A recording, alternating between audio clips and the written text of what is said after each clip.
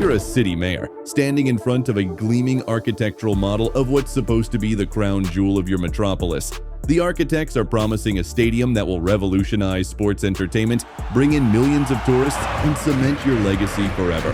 Fast forward 5 years, and you're looking at a half-built concrete skeleton that's already eaten through $2 billion with no end in sight.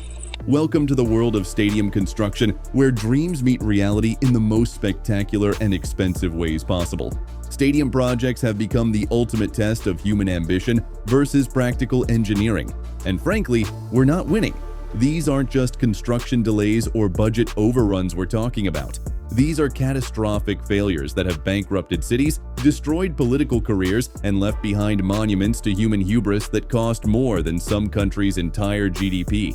The numbers are so staggering that they'll make you question everything you thought you knew about mega construction projects. Take Berlin's Olympic Stadium renovation for the 2006 World Cup. What started as a relatively modest upgrade turned into a complete reconstruction nightmare that nearly broke the German Football Association. The original estimate of 400 million euros seemed reasonable enough, but by the time they finished dealing with structural problems, environmental concerns, and good old-fashioned German over-engineering, the final cost had ballooned to over 1.3 billion euros. That's more than triple the original budget, and the project took 3 years longer than planned. But Berlin's troubles pale in comparison to what happened in Brazil during their World Cup preparations.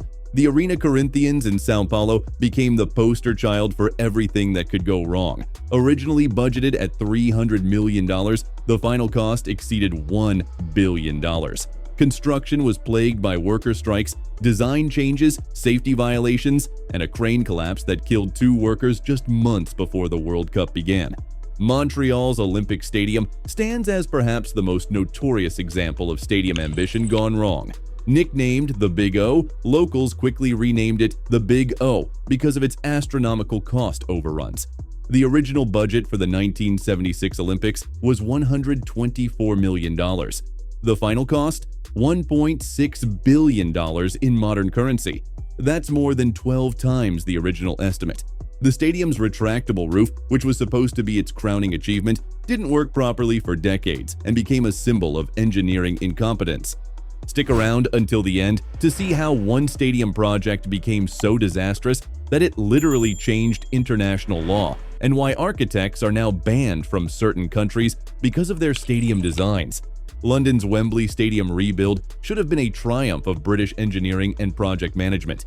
Instead, it became a masterclass in how to turn a straightforward construction project into a 7-year legal nightmare. The original plan was simple: demolish the old Wembley and build a new one in its place. The budget was set at £326 million, and construction was supposed to take 4 years. By the time Wembley finally opened in 2007, it had cost £757 million and taken 7 years to complete. The famous arch that now dominates London's skyline wasn't part of the original plan, but got added when architects decided the stadium needed a more distinctive silhouette.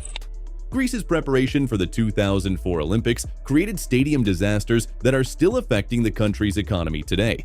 The Athens Olympic Stadium underwent a complete renovation that was supposed to cost 200 million euros, but ended up costing over 600 million euros. More troubling was what happened after the Olympics ended. Most of these expensive stadiums became white elephants, expensive to maintain but generating little revenue.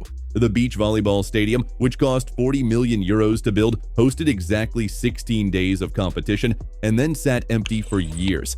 The pattern repeats itself with depressing regularity across the globe. South Africa's World Cup stadiums cost over $4 billion to build or renovate, but several have struggled to find regular tenants or generate sustainable revenue. The Moses Mabhida Stadium in Durban cost $450 million, but now struggles to attract major events, leaving taxpayers to cover massive maintenance costs for a facility that sits empty most of the year. Russia's preparation for the 2018 World Cup created its own catalog of disasters.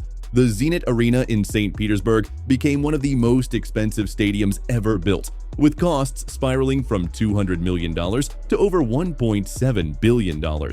Construction was delayed by 8 years due to corruption scandals, design problems, and the challenge of building on unstable ground near the Baltic Sea. Families in St. Petersburg were forced from their homes to make way for the stadium, receiving compensation that didn't cover the cost of finding new housing in the same area. Qatar's World Cup preparations have redefined what stadium disasters can look like in the modern era. The country spent over $200 billion on infrastructure projects, including 8 new stadiums that pushed the boundaries of engineering and environmental control. The Lusail Stadium alone cost over $750 million and required technology that had never been tested on such a scale. The environmental cost of building air-conditioned outdoor stadiums in the desert has been staggering. Each stadium requires the energy equivalent of a small city just to maintain playable conditions during matches. The carbon footprint of Qatar's World Cup infrastructure is estimated to be larger than some entire countries produce in a year. Beyond the environmental concerns, the human cost has been immense. Thousands of migrant workers died during construction, though exact numbers remain disputed.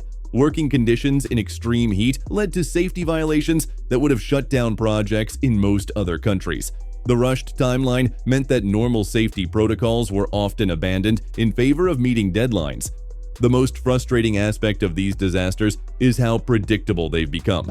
Every major stadium project now follows the same pattern: initial optimism, escalating costs, construction delays, safety concerns, and finally a finished product that may or may not serve its intended purpose.